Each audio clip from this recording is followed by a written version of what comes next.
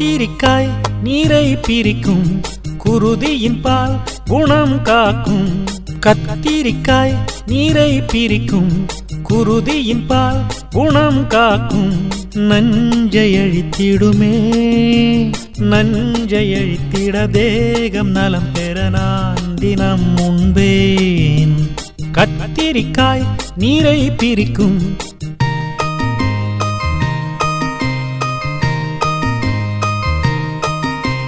சித்திரமே இசன் வடிவே, விசித்திரமே இசன் செயலே. நீரின் காவலனே, நீரின் காவலன் சாரை பருகவும் நான் உயிர் தெழுந்தேன். சித்திரமே இசன் வடிவே, விசித்திரமே இசன் செயலே.